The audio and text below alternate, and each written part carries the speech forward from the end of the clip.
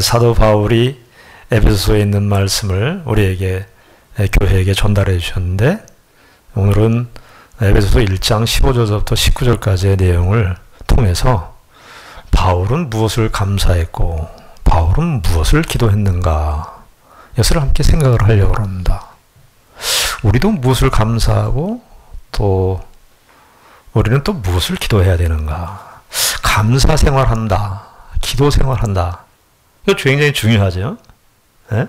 감사, 성도들의 삶이 감사의 삶이라고 할 수 있겠고 또 기도하는 삶이라고 할 수 있겠습니다. 신앙생활의 ABCD라고 할 수 있어요. 기초 중에 기초죠. 감사, 또 기도. 바울 사도는 그 서신서를 쓸 때마다요, 항상 이 감사를 먼저 말하고 기도도 말하고, 어쩔 때는 감사를 먼저 말하고 기도를 말하고, 그 다음에 어쩔 때는 기도를 먼저 하고 또 감사를 말하고. 예. 사도 바울이 데살로니가전서 5장 17절에 그렇게 얘기하죠. 항상 기뻐하라, 쉬지 말고 기도하라, 범사에 감사하라. 이렇게 짤막하게 해가지고. 신앙생활에 가장 ABC 기초가 감사하고 기도. 그런데 오늘 우리가 바울의 감사, 바울의 기도인데, 우리는 무엇을 감사하고 살았는가? 뭐 감사의 내용도 중요하지만 감사에 대한 그 접근. 오늘 바울은 감사를 하는데요, 15절에 보니까 이로 말미암아 주 예수 안에서 너희 믿음과 모든 성도를 향한 사랑을 나도 듣고 내가 기도할 때 기억하며 너희로 말미암아 감사하기를 그치지 않았다. 감사하기를 그치지 않았다. 골로새서 1장에서도 똑같이 나오는데 감사하기를 멈추지 않았다. 이렇게. 그러니까 바울은 정말 그의 전생애가 감사를 그치지 않는 생애. 참 역설적이지 않습니까? 바울이 지금 감옥에 갇혀 있는데 감사를 쉬지 않는데요. 그런데 감사의 내용이 뭐냐 하는 거예요. 여기 15절에 보니까 주 예수 안에서 너희 믿음과 모든 성도를 향한 사랑을 듣고 감사했다. 바울의 감사는 내가 감옥에서 좋은 형편이 돼서 감옥에서 이렇게 탈출하게 되었습니다. 그것이 더 감사하지 않을까요? 자기에게 어떤 좋은 일이 일어나면 그것이 더 감사하지 않을까요? 자기가 그동안에 풀리지 않았던 일들이 이렇게 풀어졌을 때 그것이 감사하지 않을까요? 근데 사도 바울은 감사의 이유, 감사의 동기가 뭐였냐면은 에베소 교회 성도들이 신앙생활 잘하는 것을 보고 감사했다. 우리는 신앙생활하면서 저와 여러분들이 교회를 다니시면서 우리가 감사헌금을 많이 하죠. 여러분 혹시 이런 감사헌금을 해보신 적 있습니까? 저 집사님이 일이 안 풀렸는데 저 집사님이 참 어려운 가운데 있었는데 저분이 잘 됐어요. 그래 내가 감사해갖고 내가 감사헌금을 그렇게 감사를 표현해 보신 적이 있으신가요? 우리의 감사가 사실은 사도 바울이 그 인사말도 그렇고 감사의 제목, 기도의 제목을 말하는 이 내용도 그렇고 다 복음이 무엇인가를 말해주고 있는 거예요. 물론 우리가 우리의 인생을 살면서 어려운 일을 만나고 힘든 일을 만났을 때 해결되고 아이들이 좋은 대학 가고 좋은 직장 가고 그거 감사하죠. 그거 감사해요. 그러나 이 감사는요 한계가 너무 이 감사의 한계가 폭이 좁아요. 이것은요 안 믿는 사람들도 사실 할 수 있는 감사예요. 안 믿는 사람들도 믿지 않는 사람들도 자기에게 좋은 일이 생기면 감사의 표현을 합니다. 그렇지 않습니까? 근데 바울 서신 우리가 늘 바울 서신 읽을 때마다 우리가 그냥 너무 당연하신 말씀입니다. 바울 사도 지당하신 말씀이죠. 감사하죠. 그래서 늘 우리가 이렇게 쉽게 지나가는 내용인데 바울은 그의 감사의 이유나 감사의 제목이 자기에게 형편이 좋아지는 것이 감사의 동기나 이유가 아니고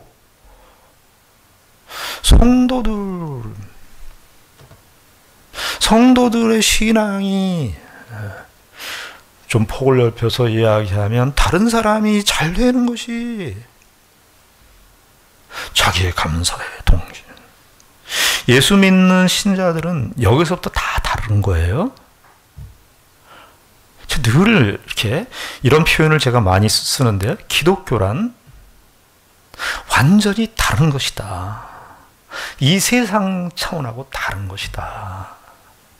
성경, 특별히 바울 서신은요, 기독교를 우리 시대에 복음서는 예수님께서 이 땅에 오셔서 하신 행적, 그 복음의 내용이라고 말할 수 있을 거고요. 예수님께서 십자가에 죽으시고 부활하시고 승천하셨다. 이 사실을 사복음서가 말하고 있고, 사도행전은 뭘 얘기하는 거냐면 그 복음이 역사선상 속에서 어떻게 확대되었는가. 소아시아를 거쳐서 유럽을 거쳐서 오늘 우리 이 시대까지도 왔는데요. 여러분들 사도행전 28장으로 끝나는데 28장이 이렇게 쉽게 끝나는 것 같지가 않아요? 끝나는 것 같지 않게 끝났어요? 여러분들 요즘에 그런 예전에 그 온누리 교회인가요? 그 교회에서 뭐 액트 29라고 사도행전 28장으로 끝났는데 우리가 29장의 역사를 이어가자 하면서 액트 29라는 걸 했어요. 저 그걸 보면서 그 생각을 했어요. 사도행전 29장 있어봐야 뭐가 있겠나. 아마 사도 바울은 28장에 감옥에 갇혔으니까 가택연금을 당했으니까 가택연금에서 해제되고 바울은 아마 나와서 복음을 전하다가 한 30장이나 31장쯤 되면은 순교하셔서 가셨을 것 같지 않아요. 근데 사도행전은 그 복음이 이 세상 역사 속에서 어떤 식으로, 어떻게, 어디까지, 어떤 식으로 전해지는가를 역사적인 맥락에서 설명해 준 거라면요. 그 다음부터 나오는 로마서부터 신약성에 가장 많이 다수를 차지하고 있는 바울의 13개 서신은 그 그리스도의 죽으심과 부활, 복음서에서 말하는 그 복음의 내용이 우리에게, 특별히 교회에게, 또 신자에게 어떤 식의 생각과 어떤 기준과 어떤 가치와 어떤 목적을 향해서 우리에게 적용하면서 살아야 되는가 하는 것을 보여주는 것이 바울 서신.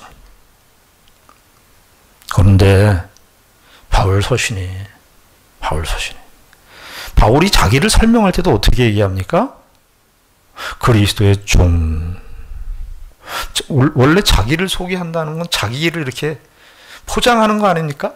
내가 어디 출신이고, 뭐 사도 바울은 굉장히 이력이 빌립보서 3장에 하면 세상적인 이력이 대단한 사람이죠.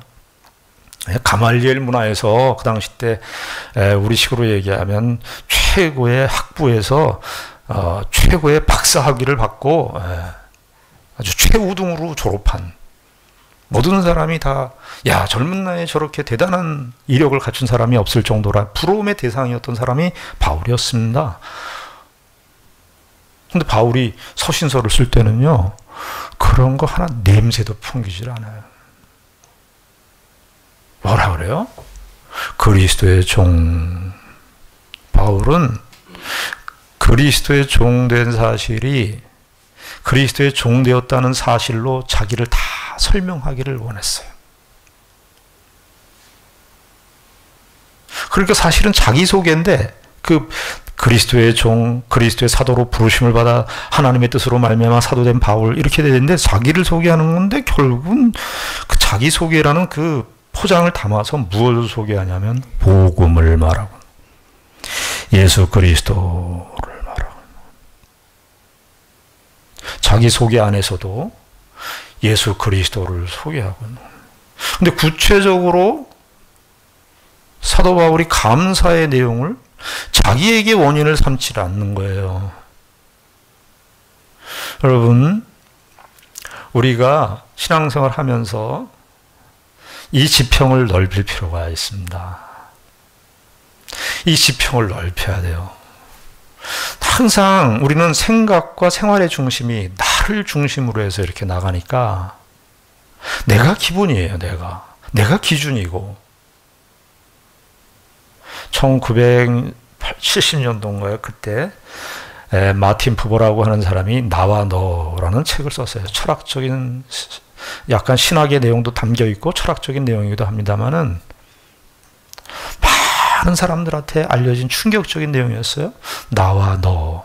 그게 무슨 말이냐 하면 너가 있어서 나가 있다 이런 뜻이에요. 내가 나가 되려면 너라고 하는 대상이 있어서 내가 있다는 거예요. 원래 이것이 원시여라는 거예요. 바울은 그리스도의 복음을 믿고 복음을 전하는 것만이 복음을 소아시아 교회 유럽에 있는 그 지역에 하나님의 말씀을 전하는 것만이 복음의 삶을 사는 게 아니라 자기의 의식과 자기의 삶 전체에 대해서 자기가 고난 가운데 있지만 고난으로도 막을 수 없는 하나님의 신령한 이 복음의 세계를 실제적으로 적용하는 거예요. 누구를? 교회를 위해. 여러분 로마서 1장에 보면은 로마서 1장 14절에 보면 바울이 뭐라 그러는 줄 아십니까? 헬라인이나 야만인이나 내가 다 빚진 자라.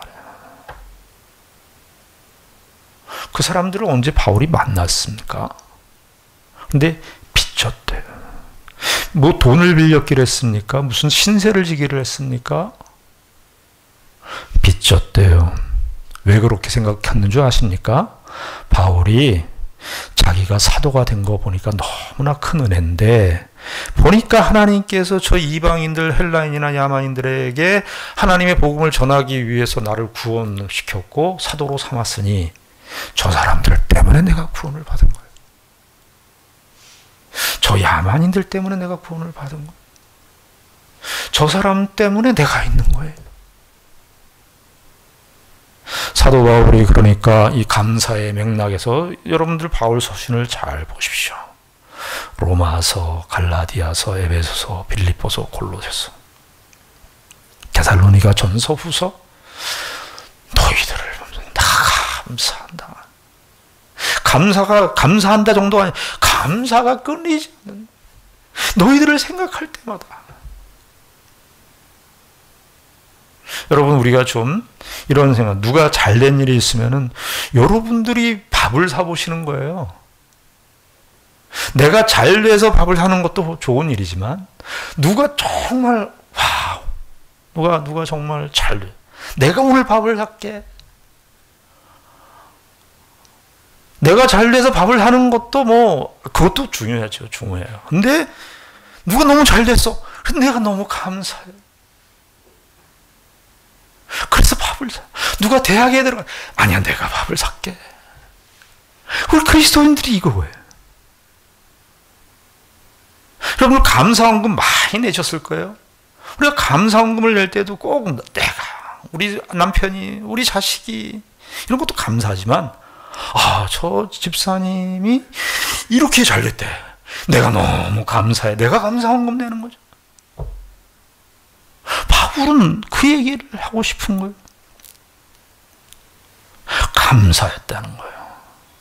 그런데 그 감사의 내용이 뭐죠? 내용도 중요해요. 너희 믿음과 15절에 너희 믿음과 모든 성도를 향한 사랑이에요. 여기에서도 그 사실을 발견할 수 있어요. 자, 사도 바울이 에베소 교회 성도들에게 너희들의 참 하나님의 백성으로 잘 자라가고 신앙생활을 하는 걸 보니까 내가 감사하다. 난 너무 감사하다. 이 감사를 멈출 수가 없다. 이것으로써 사도 바울이 무엇을 증언한 거예요? 모든 형제를 향한 사랑을 자신이 실증해서 보여주고 있는 거예요. 그런데 지금 에베소 교회 성도들 너희들도 보니까 믿음 생활 잘하고 있고 모든 성도를 향한 사랑을 하고 있구나. 내가 너희들에게 하는 이 사랑의 관계가 너희들 속에서도 나타나고 있구나. 그거 감사하는 거예요. 그러니까 복음의 일치를 감옥에 있고 에베소 교회 성도들은 바깥에 있고 뭐 외적인 환경은 감옥이고 어렵고 고통스러운 상황이고 에베소 교회 성도들은 좋은 뭐 이렇게 편안한 상황 속에 있지만 내용적으로 서로 통일되는 거예요. 너희들도 사랑을 같이 하고 있구나. 여러분, 근데 여기 사도 바울이 믿음과 사랑 이 두 가지를 얘기했다는 거예요. 사도 바울은요, 기독교 신앙을 이야기할 때 이 균형 감각을 굉장히 소중하게 생각했어요. 믿음은 하나님과의 관계라고 할 수 있고, 사랑은 형제 간의 수평적인 관계라고 할 수 있을 거예요. 그렇죠? 수직적 관계와 수평적 관계의 균형. 어떤 사람은 믿음이 너무 좋아요. 하나님과의 관계는 너무 좋은데 사람과의 관계를 못해요. 그럼 믿음이 좋은 겁니까? 안 좋은 겁니까? 믿음이 좋은 게 아니에요. 사도 바울은 이거를 골로새서에도 얘기하고요. 똑같이 얘기해. 너희들의 믿음과 성도들을 향한 사랑. 믿음과 사랑. 원래 소망까지 다 포함되어 있는데 소망은 이제 미래에 대한 하나님의 종말론적인 약속에 대한 소망이에요. 물론 뒤에서 이제 부르심의 소망이라 해서 소망이라고 하는 단어가 나옵니다만 우리의 사는 현실 속에서는 믿음과 사랑. 그래 또 한편으로는 인간관계는 너무 좋아요. 사람들하고 잘 어울려. 그런데 하나님과의 관계에 믿음에 관한 지식이 배우려고 하지도 않고 그런 거에 관심이요. 그러면요 오래 못 갑니다. 그 사랑은. 사도 바울이 이 믿음과 모든 성도들을 향한 사랑, 여러분 한번 생각해 보십시오. 1세기 때 교회에 지금 우리는 그래도 대한민국 사회에서 어느 정도 이렇게 공감대야 되는 형성 속에서 우리가 교회 생활을 하는데 1세기 때는요, 생각을 해 보십시오. 인종이 달라요. 이방인 헬라인들이 예수를 믿고 에베소 교회 안에 들어왔고 유대인 출신 기독교인들이 생긴 거예요. 유대인, 헬라인, 이방인이죠. 유대인들의 입장에서 보면 완전히 이질적인 단계. 같이 밥도 안 먹었다니까요. 유대인들은. 이방인들하고 같이 밥을 먹을 수가 없어요. 근데 교회에 1세기 때 교회가 형성됐는데 유대인들하고 헬라인 이방인들하고 하나의 공동체를 이룬 거예요. 대단하죠? 복음이 이렇게 놀라운 거예요. 우리가 상상하고 예측하는 것보다 훨씬 깊고 놀랍습니다. 그런데 그 차이만 있겠어요? 1세기 때 교회가? 신분의 차이는 옛날이 더 심했습니다. 우리 집 식으로 말하면 계급의 차이는 얼마나 더 심했겠습니까? 주인과 노예. 그 당시 때 노예는 사람도 동물 취급받았습니다. 그런데 교회가 어떻게 되는 거예요? 교회 안에 주인과 종이 같이 한 형제로 있는 거예요. 파격 중에 파격이. 에베소 2장에 가면 유대인과 이방인의 담을 허물었다. 그리스도의 피로 허물었다. 그러니까요. 여러분들 이 생각하셔야 돼요. 여러분들이 생각하는 사람들을 나누는 기준이요. 다 쓸데없는 것들. 여러분 우리가 교회 생활하면서 우리가 가지는 어떤 기준들 이런 것들은 다 의미 없는 거예요. 이 생각하셔야 돼요. 그 생각하고 살아야 돼요. 아우, 저 사람은 성격이 왜 이렇게 까칠스러워. 아우, 저 사람은 왜 저렇게 저래. 아우, 저 사람. 이것보다 더 우월한 기준이 존재한다고요. 어떤 기준? 예수 그리스도의 피의 기준. 여러분 생각해 보십시오. 하나님이 우리 죄인된 우리의 조건이나 정말 우리의 죄악된 본성에 따라서 하나님께서 예수 그리스도를 보내신다 안 보내신다라고 만약에 결정하셨다면, 생각을 하셨다면 우리의 구원이 이루어질 것 같습니까? 하나님은요, 어떻게 사랑하셨냐면 사랑하시기로 작정하시고 사랑하시는 거예요. 사랑하시기로 작정하시고 사랑하신 거예요. 그러니까 우리의 죄인들 형편이 어떤 죄악된 본성이 있든지, 어떤 배반과 어떤 그 죄악된 그 교만과 하늘을 찌를 듯한 어떠한 죄와 패역과 오만함과 방자함과 무지함과 어리석음에 있다 할지라도 사랑하기로 작정하셔서 사랑하고 있는 거예요. 달라요. 여러분들 우리가 마태복음 19장에 보면 부부를 이야기할 때 이 말씀하시죠. 하나님께서 짝 지어주신 것을 사람이 나눌 수 없다. 이렇게 얘기해요. 거기에 나와 있는 신령한 내용이에요. 뭐라는 거예요? 부부 생활하는데 너희들 하나님이 작정하셨다는 거예요. 사랑하기로 작정했다고요.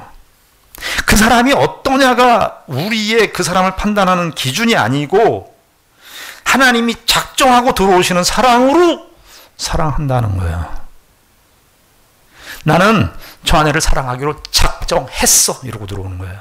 물론 현대사회에 들어오면서요, 정말 견딜 수 없는 그런 부부관계가 있어서 이혼을 할 수밖에 없다는 사실을 100번 인정을 합니다만, 그러나 성경은 부부관계를 이야기하려는 게 아니라 사랑을 말하려고 그러는 거예요. 우리가 그 수준에, 그 기준에 다다를 수 없지만 하나님께서 우리에게 보이신 사랑은 이런 거예요. 작정하고. 어디에서부터 작정했대요? 창세전에 우리를 그리스도 안에서 사랑하기로 작정하셨어. 할 말이 없어. 근데 막상 현실교회 생활을 해보면 거의 다가 대부분이 이것 때문에 갈등해. 쟤는 저래. 쟤는 왜 나 같지 않아. 쟤는 왜 저렇게 쟤는 왜 저렇게 까칠해. 쟤는 왜 이렇게 한심하고. 쟤는 언제나 꼭 그렇네. 이것 때문에 사랑을 못해요. 하나님은 우리에게 사랑하시기로 작정하셨어요. 여러분 그거 기도하셔야 돼요. 기도하셔야 돼요. 하나님이 사랑 작정했어요. 이 사도 바울 감사해야 돼요. 모든 기도와 성도, 모든 성도들을 향한 사랑. 여러분들 형제 사랑이라는 말을 신약 서신서에 볼 겁니다. 로마서에서도 나오고 또 히브리서에서도 나오고 여러 군데에서 형제사랑.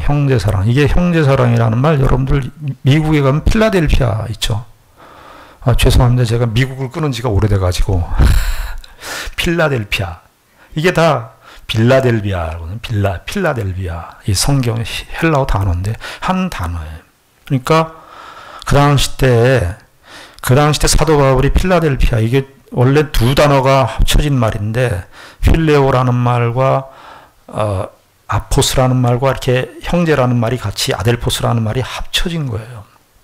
근데 그것이 한 단어로 됐다는 것은 사도 바울의 1세기 공동체 안에 언어라고 하는 언어는 독창적으로 생기지 않는 거거든요. 언어라고 하는 건 어떤 삶의 양상이 먼저 일어나고 어떤 현실들이 사건들이 일어나서 언어가 형성되는 법입니다. 언어가 형성돼서 어떤 현실들이 일어나는 게 아니라 현실적인 사건들이 일어나서 언어가 형성되게 돼 있어요. 그런데 보니까 예수님께서 보여주신 거예요. 형제 사랑이란 무엇인지. 그걸 봤어요. 1세기 때 사도들이. 사도 바울을 포함해서 다. 그래서 한 단어로 만든 거예요. 형제 사랑. 형제와 사랑이 이렇게 붙어 있어요. 이 형제 사랑에 관하여는 데살로니가 전서 형제 사랑에 관하여는 내가 너희에게 더 쓸 말이 없다. 형제 사랑에 관하여는 이걸 아예 붙여놨어. 형제와 사랑을 붙여놨어. 운명이라는 거죠. 여러분들 우리의 신앙의 실력이 다 검증되는 곳이 이 부분입니다. 이 부분을 여하이 해야 해요. 사도 바울이 이걸 감사했어요. 모든 성도를 성도이기 때문에 작정하고 사랑했다. 저는 가끔 성경을 보면서 그 생각을 여러분들 해보신 적 있으십니까? 왜 이렇게 현실에는 성경에 맞지 않는 성경하고 이렇게 성경에서 구체적으로 얘기하는 너무나 다른 신뢰들이 이런저런 한 사람들의 한심한 이야기들이 너무 많은데 아니 그걸 좀 해결을 좀 해주시지 그런 걸 좀 성경에 왜 이렇게 기록이 구체적으로 안 돼 있나 그 생각을 했는데 답은요 배우라는 거죠. 네가 살으라는 거죠. 거기서 살아서 그런데 그게 항상 답이라는 거예요. 작정하시고 오는 사람 작정하고 희생하는 거예요. 작정하고 희생. 그 상대방이 뭐 1이냐 2냐 3이냐 제가 얼마나 잘났냐 잘생겼냐 괜찮냐 사랑해. 그러면 사랑은 성립이 안 되는 거예요. 사랑하기로 작정하고 들어오는 거예요. 사랑하기로 예정돼 있어서 사랑하는 거예요. 그게 가장 답이더라. 뭐 구구절절하게 얘기할 그게 답이에요. 그리고 사도 바울은 기도의 내용을 말합니다. 이렇게 감사 생활 저와 여러분들이 이렇게 좀 바꾸셔야 됩니다. 누구를 이웃이 잘 되는 거를 보고 여러분들 감사헌금 하셔야 되는데 감사헌금 저분이 정말 저렇게 오랫동안 힘들어 했는데 저분이 저렇게 잘 되고 내가 감사해. 좀 이렇게 감사의 기준이나 감사의 동기들이 좀 바뀌어졌으면 하는 마음입니다. 그리고 기도 생활입니다.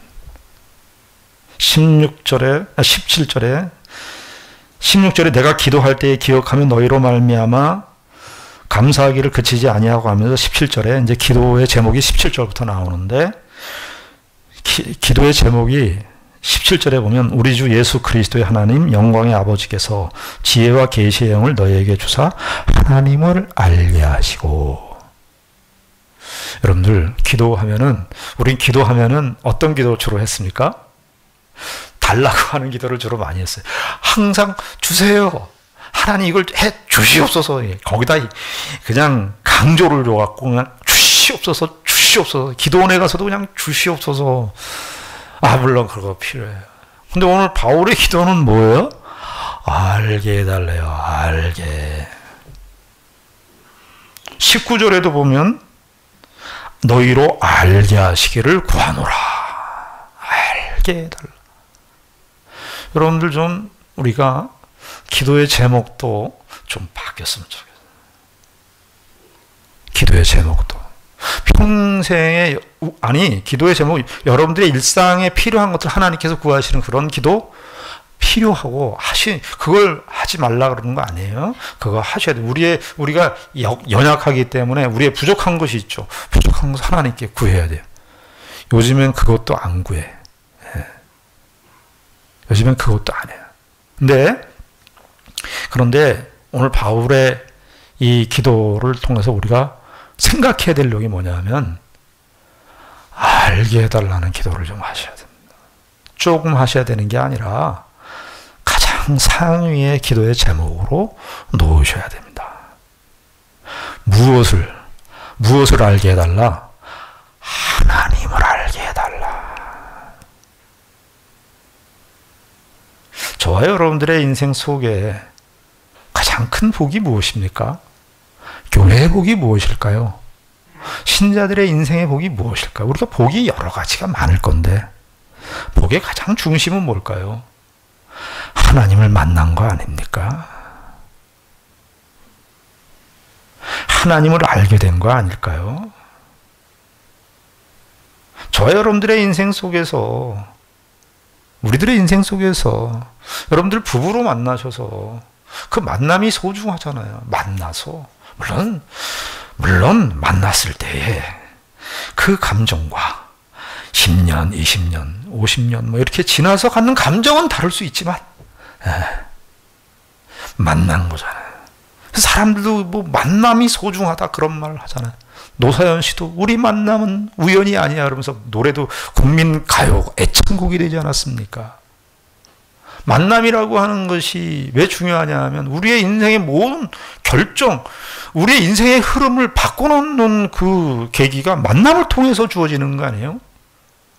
누구를 만났느냐, 물론 모두가 다 만났느냐, 모두 다 만나는 거에 따라서 그렇게 바뀌지 않아요. 어떤 결정적인 만남들은 내 인생의 물꼬를 확 바꿔놓는 거잖아요. 부부가 그럴 것이고 여러분들이 생각할 때 나에게 큰 은혜를 줬던 분들이 있을 거예요. 그런 분들의 만남이 있을 거예요. 그러나 그 만남 중에 최고의 만남은 하나님을 만난 겁니다. 하나님을 알게 되었다는 거예요. 인간이 죄인인데 어떻게 신을 알아요? 그런데 그 하나님을 알게 됐다는 거예요. 그 하나님을 만나게 됐다는 거예요.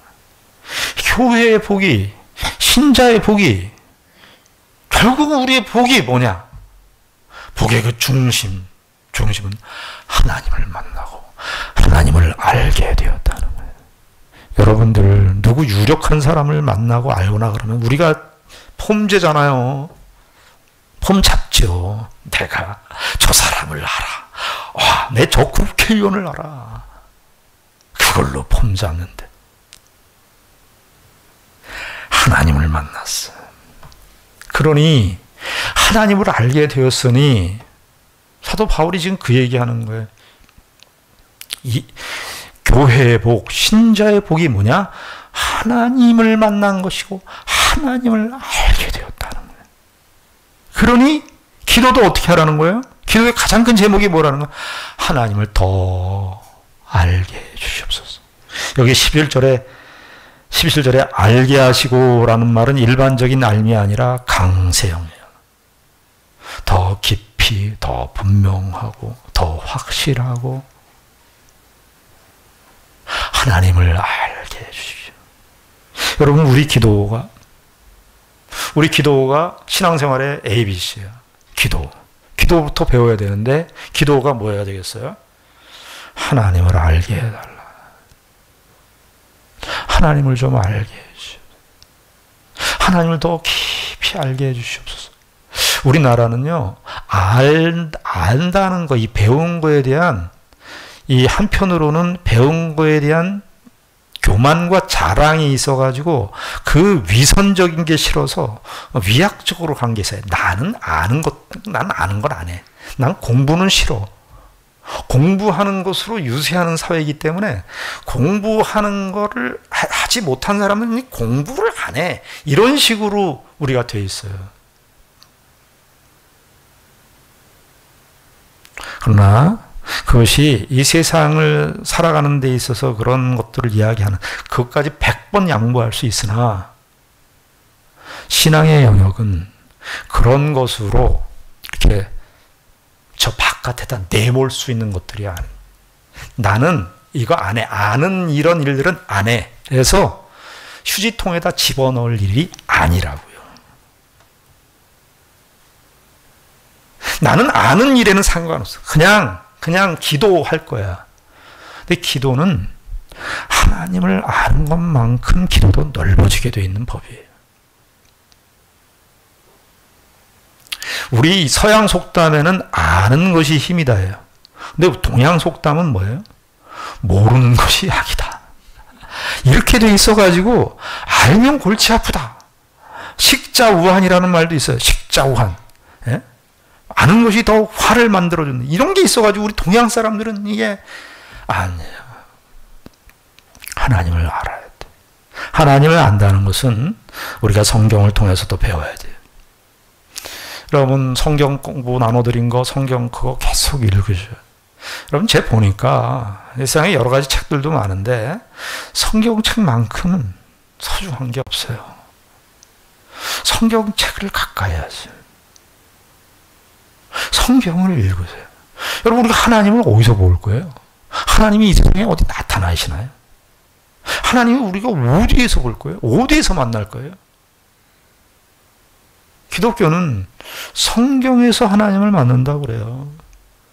성경에서 하나님을 얘기한다 그러고 성경에서 하나님 자신을 드러내 보신다고 그래요. 계시라 그래요. 그래서 성경 계시 나를 드러내 보인다. 하나님을 드러내 보인다.